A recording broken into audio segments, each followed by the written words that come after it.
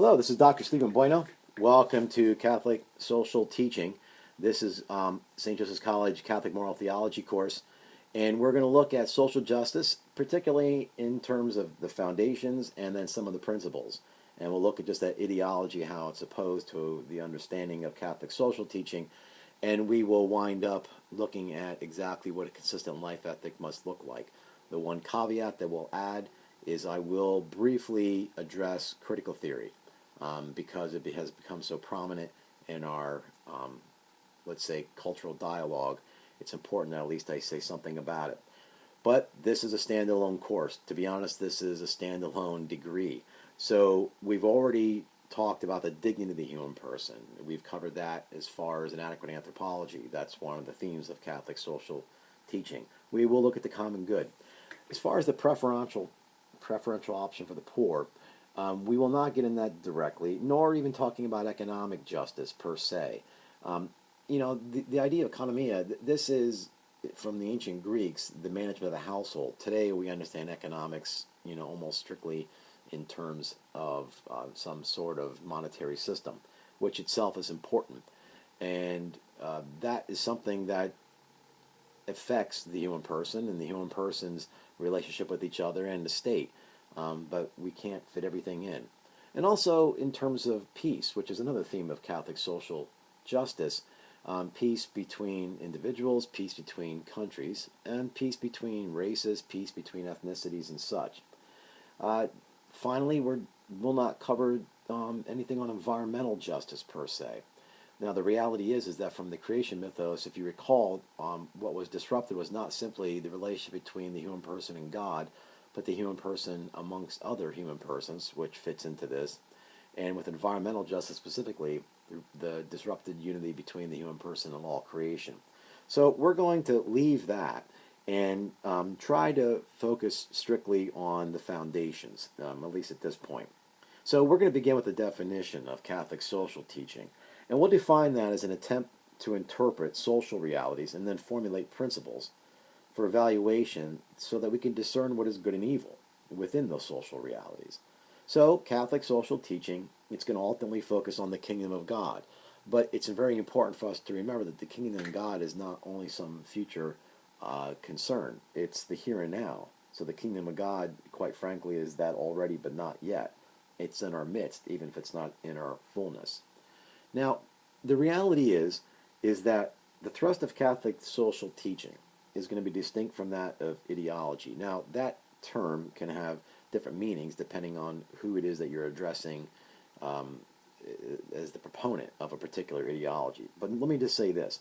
An ideology is something that is linked to a particular set of ideas and beliefs. So what its goal is to uphold and even justify an arrangement of power in order to promote social change.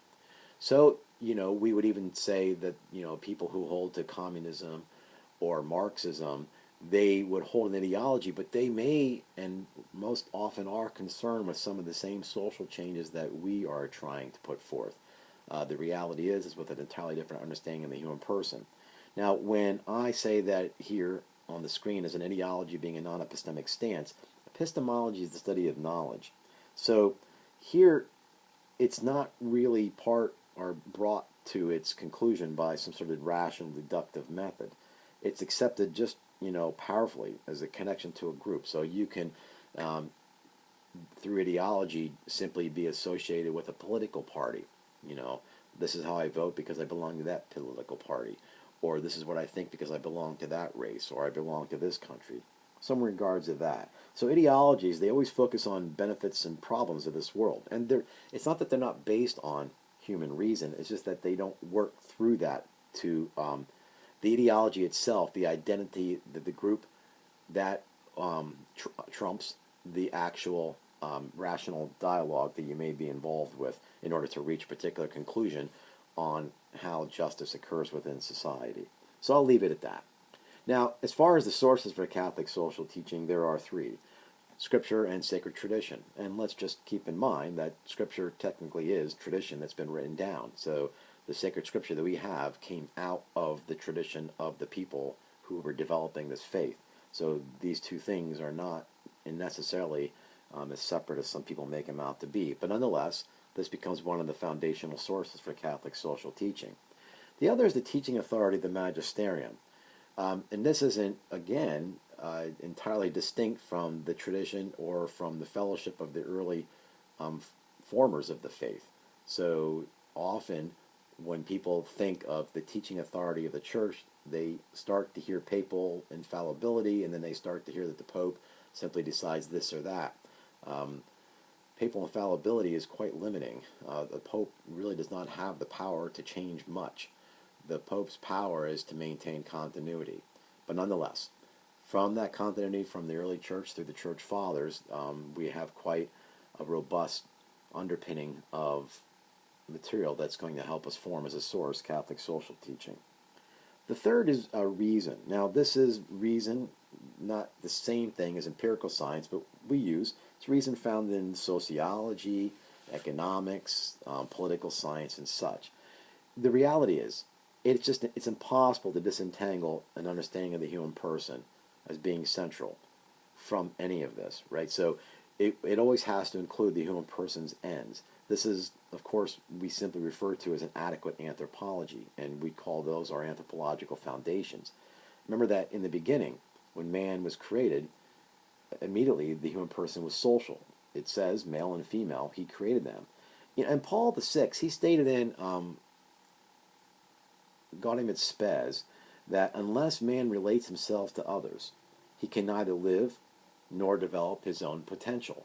Now, that's an interesting way to phrase, and he continues that our era needs wisdom because of this potential more than bygone ages, because we have a lot of discoveries going on. So these discoveries made by the human person, the only way to keep them humanized is to have a distinct understanding of the human person. So he goes on to say that the future of the world stands in peril unless wiser men are forthcoming. He says it also should be pointed out that many nations, poor in economic goods, are quite rich in wisdom, and they can offer noteworthy advantages to others, meaning that those that have economic prosperity may be lacking in the wisdom and can learn from the others. So he says Christians are joined with the rest of men in the search for truth, and religion is part of that truth, and for the genuine solution to the numerous problems which arise in the life of individuals from the soul's relationships. So it's complex. Now, this all, again, comes from an understanding of human nature that we always demonstrate in terms of needs. Now, the reality is, we live in a very litigant society, so people often assert what they want by framing it in terms of a right. We've done it since we were little. You can't tell me, I have a right, whatever it is that we're trying to assert. But we have to understand that, this truth, that as a natural inclination, it includes a growth for knowledge, the care of each other's health, etc. And the rights, they flow from the duties that are proper to man. So the way that you need to understand this is, if we have a natural inclination to preserve our life, then we have a duty to work out that natural inclination. And we should have a right that allows us to work out that natural inclination. So this is why we have the right to life, because we have a duty to preserve the natural inclination that we have for our own lives. That's not the same as simply somebody claiming a right to this or that and vocalizing their wants, right? So the reality is, we could even say that because we have the basic inclination to work and live in social forms, that we can form a community. And part of this community is family. And I should just pause there for a second, because on the last lecture we talked specifically about how central the human family was and what the family constitutes. But that really plays a central role in social justice, because the idea and the concept of family precedes the state. So the state really does not have the competence to determine what is the family. The family itself is the community, and it's the foundation and basic unit cell of community. And this isn't just simply something that the Christians have taught. This goes back to the ancient Greeks and Aristotle. Nonetheless, if we have the natural inclination to pursue the truth, then we should have the duty to pursue that truth. Therefore, society should provide basic education. Along the idea of taking care of our lives, we also have to care for each other's health. So there always has to be these particular social issues that are going to form and attend to these needs as they arise in society. So there always has to be within society something that helps nurture and preserve these rights that are based on duties that stem from the inclinations, right? So if we're going to talk further within social justice about the right to life, it's going to also be connected to having access to adequate food and, and good water and, subsistence as far as shelter. And then we live within this, and that enables us to form communities, and from these communities we develop laws and benefits. And part of this would be that we need to have, free education maybe up to a certain point, other than that, affordable. We all should have adequate availability and access to health care. So health care is a basic right. That doesn't mean that it needs to be, well, let me put it this way. We can have many discussions exactly that how it should be administered and to what degree one has access to various treatments, but basic health care is just a foundational right based on the duty of the human person to care out for their own natural inclination of preserving their life. So do you see how we're always going back to the human person as always the foundation and the cause of every social institution? So all these social institutions and Catholic social teaching, they exist because of the human person. So they have to serve the human person, and the human person does not serve them. Once these institutions are formed, it's crucial for us to determine in what manner, then, is the thrust of this Catholic social teaching then aligned with our particular anthropology. That's how we would work that out. Now, along with these rights and duties, we can also identify some goals, and among them are the formation of conscience and for us to live in unity. So one of the purposes of Catholic social teaching is to form individuals' consciences in terms of rights and responsibilities concerning our political and cultural issues. So in Deus Caritatis Est, Benedict XVI he specifically states, the Church wishes to help form consciences in political life and to stimulate greater insight into the authentic requirements of justice, as well as greater readiness to act accordingly, even when this might involve conflicts with situations of personal interest. That is not to say that we are not concerned about individuals, that we are only concerned about the wholes. What it means is that no person's particular interest can overcome the needs that we all have as human beings. That's what ideology does. Ideology is always connected to some sort of power issue. And it sounds benign in the beginning, but once the ideology forms, then it becomes overbearing and authoritarian in itself. So anyway, this is to build fellowship, and this is to build unity, and this is to dissolve division. But here I want to start speaking now about the various types of justice. Justice is, again, one of those terms that everybody thinks they know until they have to define it. And if somebody's going to say that I am an advocate for social justice, you're going to have to give a very firm understanding of what you mean by social as far as society, and what exactly you mean by justice. So we're going to understand social justice, as the way that society ensures what it provides and the conditions that it uses and allows associations or individuals to obtain what is their due. So as all of us as individuals in society, what is necessary for us to attain what is our due? If justice is to give the other their due, then society has to do that, and it has to be according to our nature and our vocation. So social justice is always going to be linked to the common good and the exercise of authority. That's directly out of the Catechism. So the good of the citizens and those in authority, they develop different relations, and that's to be expected. Each of those relations we're going to be understand as a different type of social justice. So the way that these different justices line up with different relations of society are going to be in this diagram that I am placed on the screen for you. The reality is one relation is that of legal justice. Now this legal justice is a relationship between the individual and society as a whole. So the individual has to render to society what is just, and then the law is the guide as to what contributes to the common good. Not the same as following the law, but giving what you are due according to our position and our roles in society. So this can be described as what duties the individual has to the whole. We tend to think of this in terms of burdens. So what does each individual owe to the whole? The easiest way is to say it in terms of taxes. But there's also distributive justice. And now this is a relationship of society back to each individual. So society has to now render to the individuals according to the need and merit. So not everybody gets the same. That's not what justice is.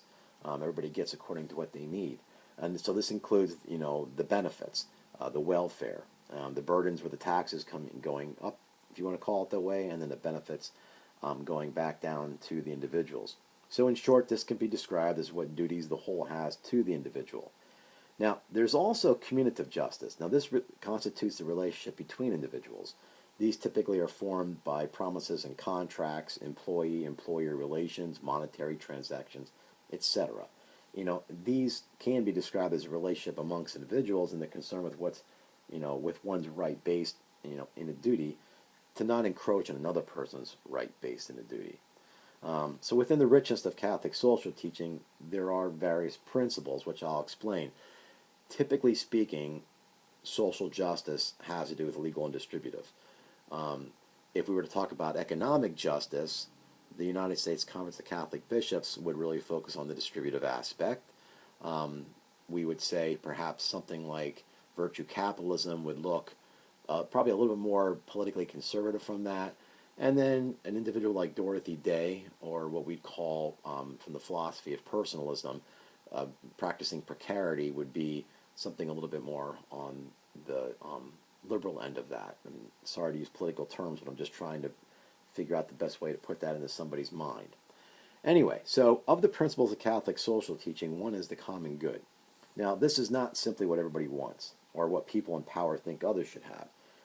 It's defined as the sum total of social conditions which allow people, either as a group or as individuals, to reach their fulfillment more fully and more easy.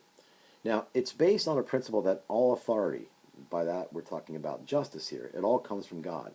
So this is not the divine right of kings. One must not think that the received authority knows no bounds. If you remember the lecture on civil and positive law, this has to be or should be based on natural law. And then that way, likewise, it's participating in eternal law. So any laws passed that are in contravention of the moral order, they really have no binding force, right? So we are called at its foundation to obey God and not man.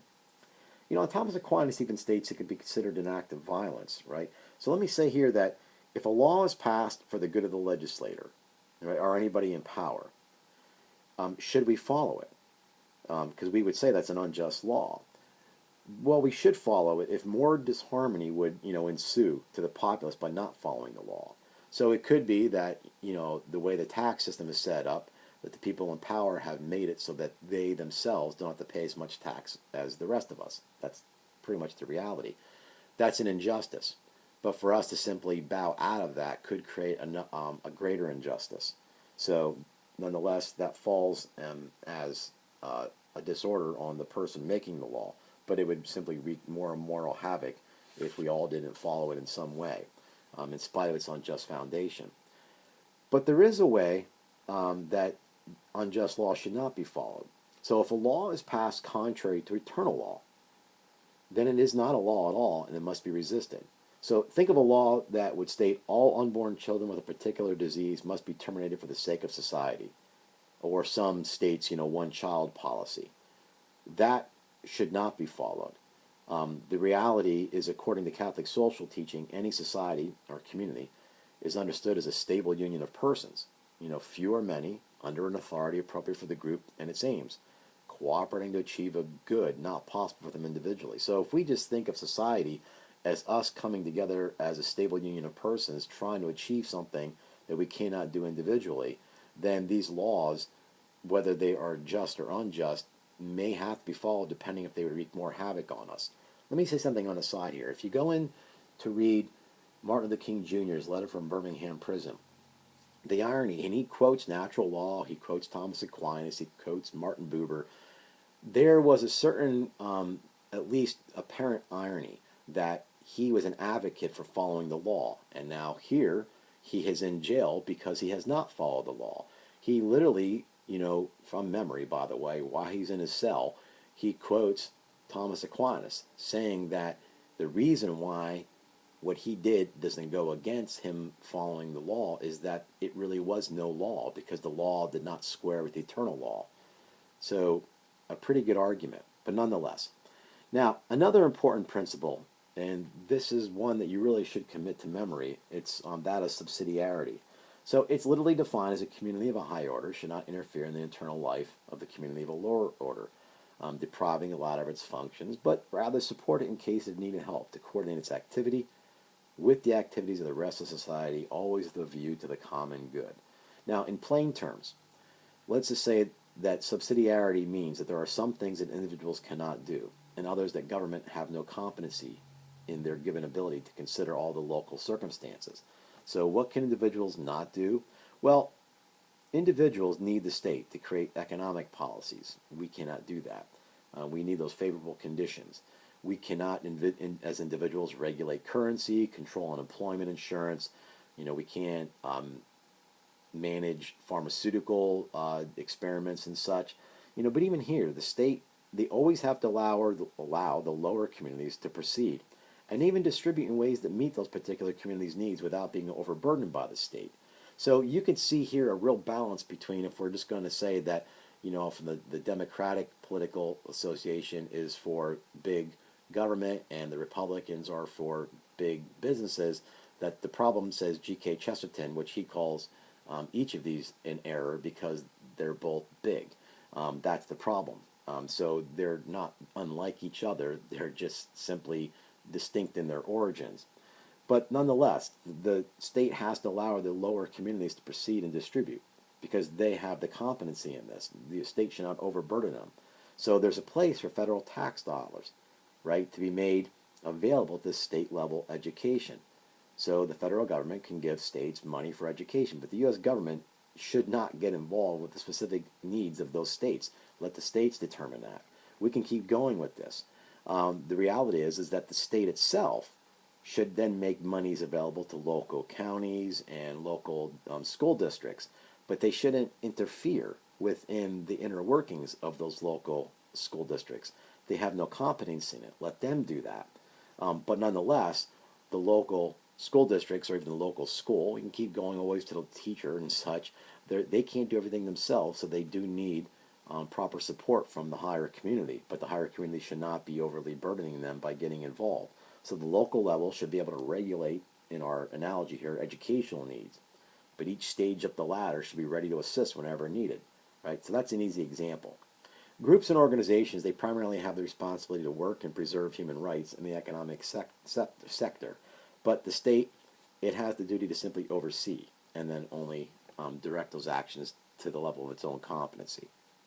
Now, solidarity is an important aspect and a very important principle of social justice, but it's often misunderstood. Now, defined, it simply means an interdependence based on the notion that all persons belong to a single human family, where love, justice, and peace remain at the core. So it's not simply the idea that we're all connected. Though we are all connected, this is in fact saying that we are all interdependent. We genuinely need each other. This may be easy to explain if I could just sort of elaborate a little bit on what it means to have ordinary faith. And this would be a sense of trust. I'm not equating trust with solidarity. But we need ordinary trust and faith in each other just to move through our days. When we wake up in the morning and turn on our water to brush our teeth, we don't question if there's formaldehyde in the toothpaste. We don't question if there's too much lead or if the water is not healthy. We do expect somebody else to regulate that, even if we should always be, vigilant. We don't check the hinges on the door every time we walk through it. We don't check a railing to make sure it's secure.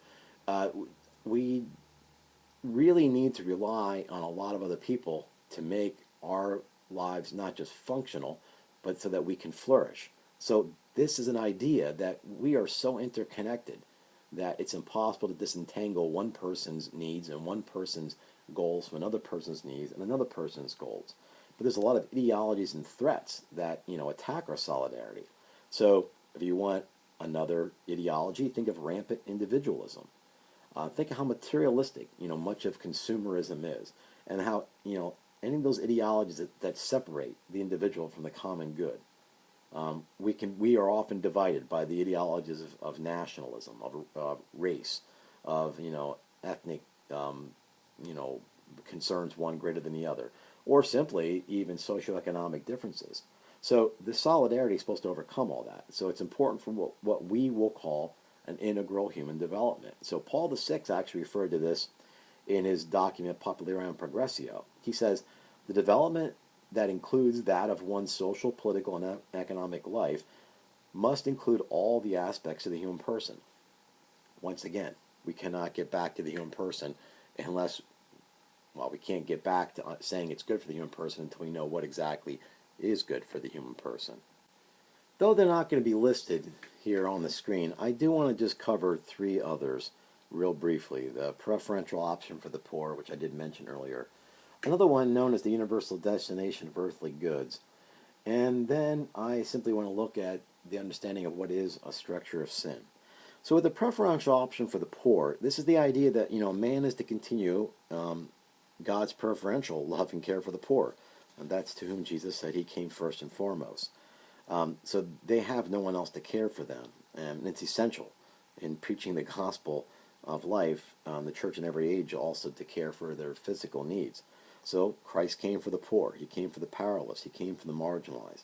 The church, and as always, you should understand that, that's us. The church becomes a witness. And in a way then in which the church, or I should say each human person as the church, reflects the love of Christ, right? So we're living in imitation for him, of him, by our preferential option of the poor. So this includes our social responsibilities, our own manner of living, the logical decisions that are made concerning ownership and use of goods. Isn't it interesting with environmental concerns that the one thing we don't hear people saying is that we have to adjust the way that we live. All we want to do as far as the country overall is everybody wants to live how they're doing, but we want to see all the carbon emissions and everything be reduced. So living simply, as that could be and is solidarity with the poor. When we were young, our parents may have told us to finish our meals. I remember my mother said there's starving children in Cambodia. If you were like me, I always wondered, how does me finishing my meal, therefore not wasting it, really do anything for those poor people who don't have food to eat? But what we were being taught, and I think what I was being taught, was that always puts the poor in my mind. So in that way, it forms a solidarity between me and the poor. So what could we do as a preferential option for the poor if we don't have anybody in our direct area that we can care for? Take shorter showers. Turn down the heat. Keep the heat at 65 degrees. If you have air conditioning, turn it up to 78. Still gets rid of the humidity. Walk where you can instead of driving, or simply don't drive if you don't have to. Watch how much water you use. Shorter showers. Make sure the water's off as you're brushing your teeth. There has to be some level of reduction in our use of resources. This not only puts us in the mindset for the poor, instead of going out to eat, donate your money. Or better yet, give somebody your time. But there's always something that reflects a solidarity with all creation. We're all connected. So we can live voluntary poverty. That's not destitution, which is not having adequate food and shelter and such. Wouldn't this be a revolution? Something as simple as I often do in the winter, I leave my shoes outside. When I put them on in the morning and I realize how cold they are, immediately it keeps me in mind of those that don't have the luxury of the house and heat that I have. Another principle, the universal destination of earthly goods. This is the goods of creation are destined for the whole human race. So think of it this way. Everybody must be supplied with what creation produces. So what's available here is meant for everybody, not simply for the rich and the powerful, who do have the means to extract a profit from the expense, at the expense of others, we should say. This means, a distribution of these earthly goods. It's been left to us as humans for our reason to figure out. But they never cease to serve the goods of the whole, which is what they were meant. A little bit of a side note. Remember during COVID, our toilet paper debacle. People were like hoarding it. That's an entire misunderstanding of the universal destination of earthly goods. Be concerned for all. Just a simple one.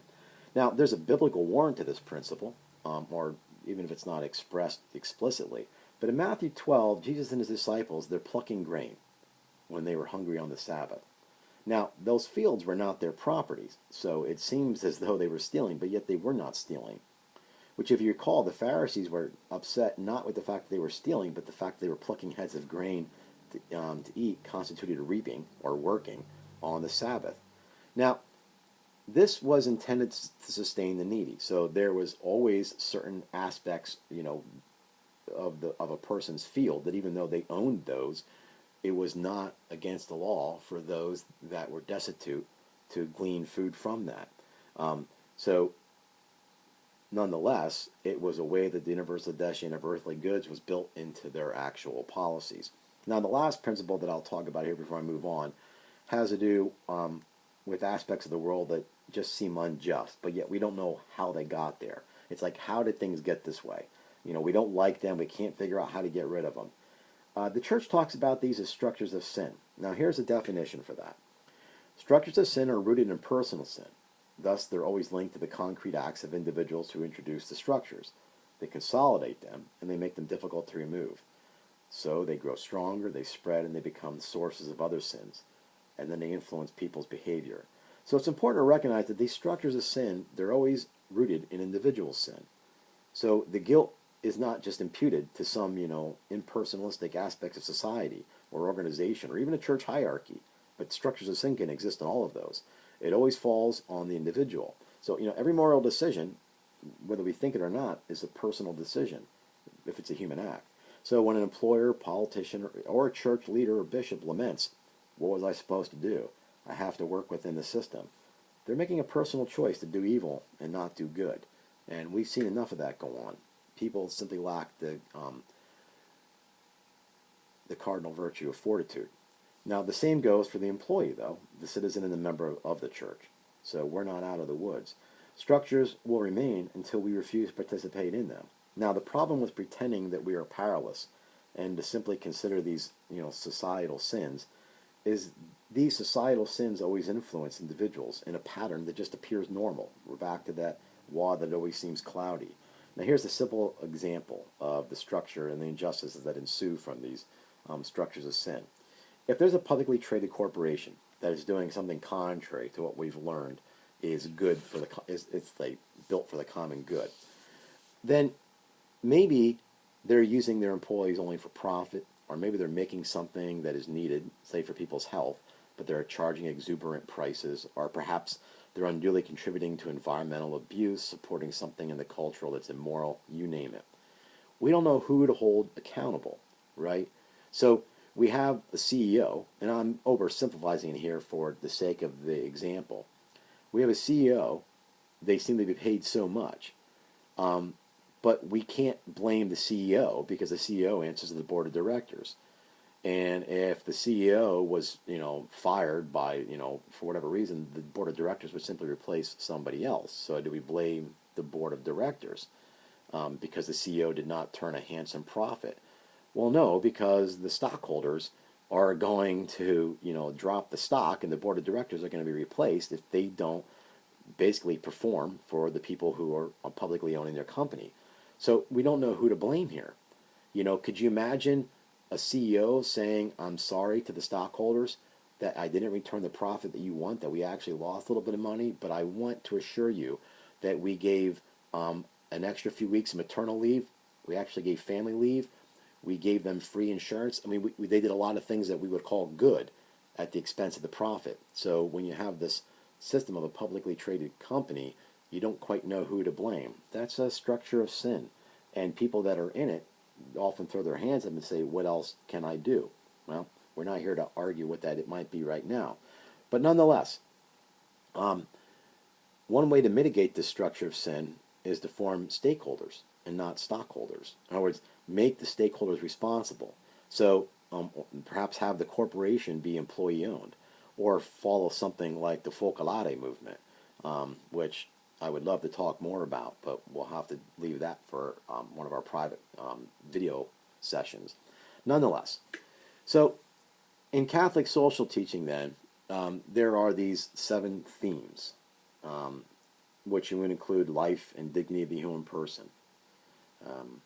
This is the foundation for all morality and social justice, right? It's the measure of everything. The second one, call to family, community, and participation. So this is based on the fact that we're social beings. So what are those, family, marriage, civic participation, anything for human development? Rights and responsibilities, we already covered that. Rights flow from duties, right? And these duties are based on the inclinations. We talked about the option for the poor and the vulnerable, the dignity of the work and the rights of the worker. So the economy has to serve the human person and not the other way around, right? So this includes rights from the duty to provide for your own self, your family, contribute to society, all the things for productive employment, fair wages, which are easy to say.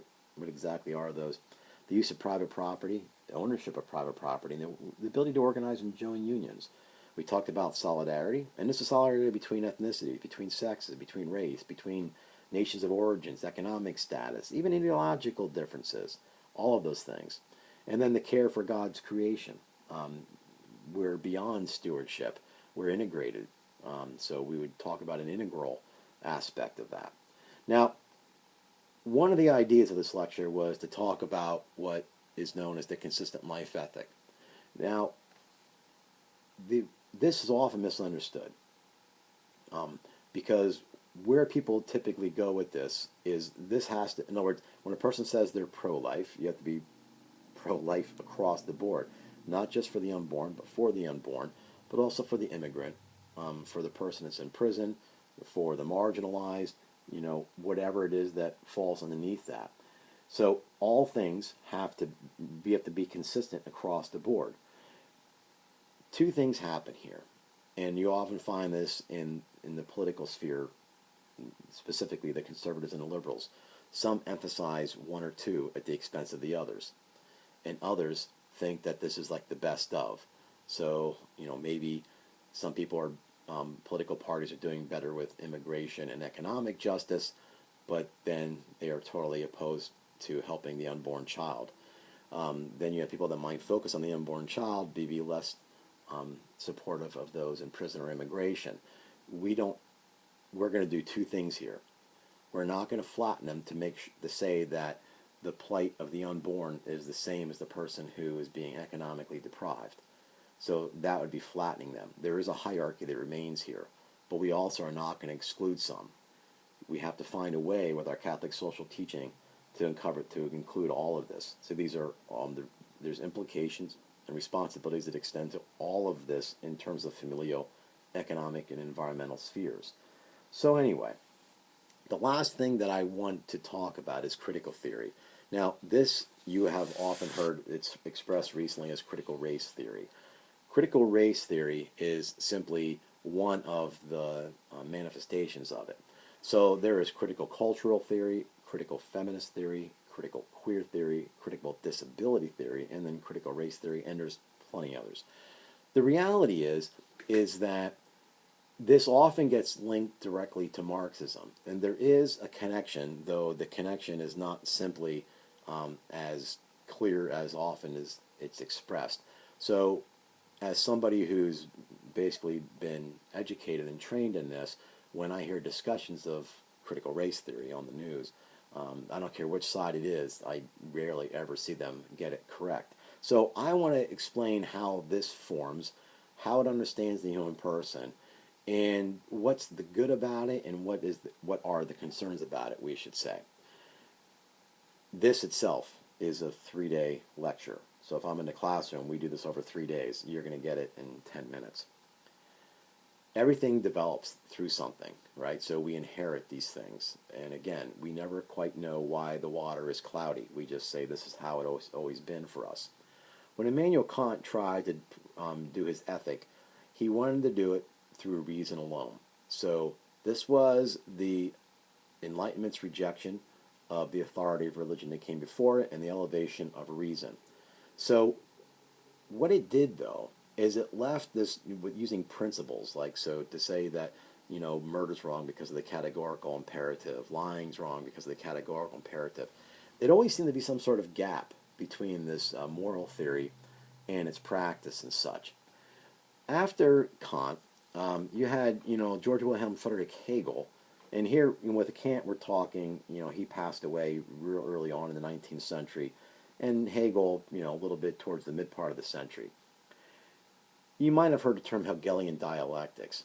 It's this idea that somehow there's this back and forth, and this greater perfection of the ethical community is something that will form down the line as these two things almost go back and forth in a dialectic with each other. So it will not be realized now.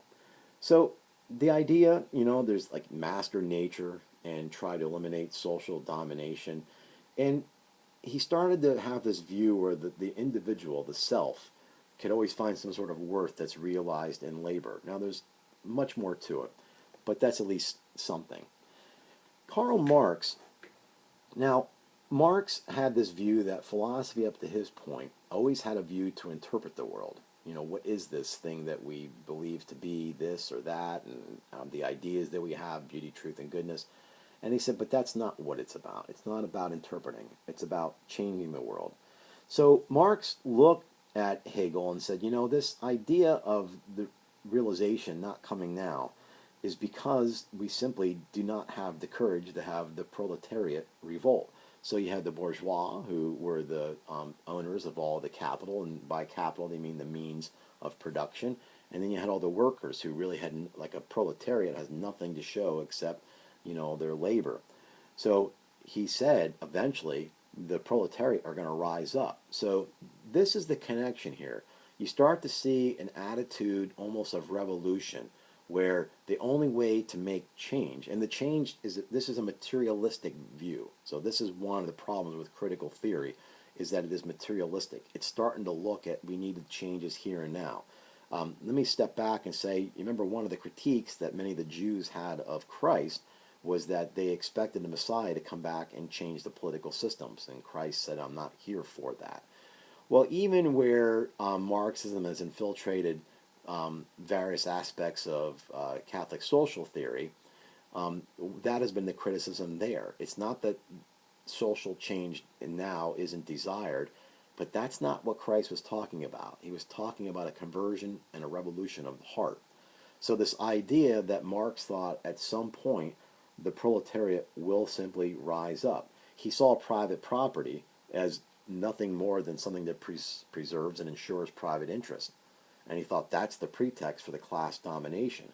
So this is why Marx, wanted to go through socialism to communism, because then therefore in communism everybody would hold something in equal value, and no longer would that division be there. Nonetheless, the revolt never happened. Typically, those people that came after Marx thought government intervention stepped in and basically, assuaged the various, how do you want to say, proletariats, and almost made them complacent in what they thought. So the revolt never occurred. Antonio Gramsci, he steps into this idea, and he's an important aspect of this conversation in the first few decades of the 20th century. He was an Italian communist and imprisoned. His letters from prison are basically like the notes that he took, and understood how, because why didn't it happen? What is exactly the issue that's going to need this revolution to occur? So the reality is that Antonio Gramsci, and you may have heard the term hegemony, right? So hegemony means that there's this dominant ideology that's always going to uphold the beliefs and interests of the ruling class. This is not the same, but there's a little connection to the structures of sin. In other words, he says there are individuals and organizations that have the locus of power, and you're never going to get this revolution because they're the one that sets the terms for the game. This is almost as if you cannot play the game the way you want as long as there are the referees that are always going to control the rules. So you need to get rid of that. So the reality is that Antonio Gramsci saw issues with the church, with the nuclear family, with the media who upheld, this hegemony, and with the schools. So the idea was to break unity. Now, why this is important here is because there's no way to work within the system to have the change that you want. So the only way is to destroy the system. A more recent figure in this is Herbert Marcuse. So we're talking now, he passed away in 1979. He said, you can't use the language of the masters.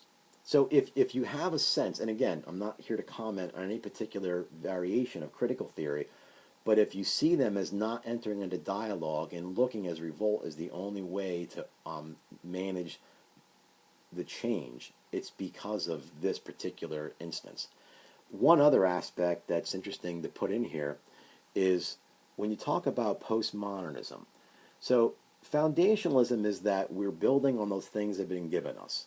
So knowledge from the past is being transferred and then we build to it. Essentialism is that things have a nature. So postmodernism is anti-foundationalism. You cannot receive anything. And it's anti-essentialism. So nothing has a nature. So everything becomes a construct.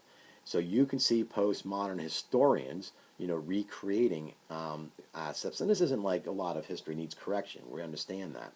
But the reality is once you start mixing in critical theory with postmodernism, you know that you're going to be left on a very uncertain footings. And one last figure is Michel Foucault. So Foucault, he saw everything as far as like these. You may have heard the term that knowledge is power. In the traditional sense, the more knowledge you have, then therefore the more power you have. But the way Foucault really understood it was that it's the power conditions that determine the knowledge. So it's only the people in power who would determine what is the knowledge. So a person is always situated against a power structure. So the one general theme of critical theory is it's always trying to overcome that very thing upon which that it senses as being repressed. If with Marx it was limited strictly to the economic sphere, Gramsci said no, it's actually not the economics, it's dominant ideologies that arise in the church and in the family and in the media and the school. So if you break the unity of these things, and then with Marcuse, stop speaking the master's language, and we know that we're not going to accept what came to us either by natures or the foundational aspects to build on, everything is us against the power structure, then the one thing to do is to overcome this. Now, the overlap here is that they want to see rampant capitalism be undermined, as would Catholic social teaching. We're not thinking that profit comes before the human person. We share that. We want to see affordable education, both Catholic social teaching and critical theorists. We want to see, affordable housing. We want to see access to good education, all of those things. So it isn't that our goals don't seem to be lined up, but one thing about critical theory is that it's breaking stuff down. It doesn't have a replacement. So it lacks the telos. Catholic social teaching says it's the human person. And this is what society is. And these are our sources. And this is the goal. How we connect, natural inclinations to duties, to rights, that would not appear in critical theories. So there are certain aspects that seem like we're talking about the same goals, but in the end, there won't be something evident that's going to be serving the human person, because as a strictly materialist theory, it doesn't even accept, nor could it accept, the transcendental understanding of the human person. Nonetheless, I hope that was at least clear in the very short time I had to address that, and thank you for listening.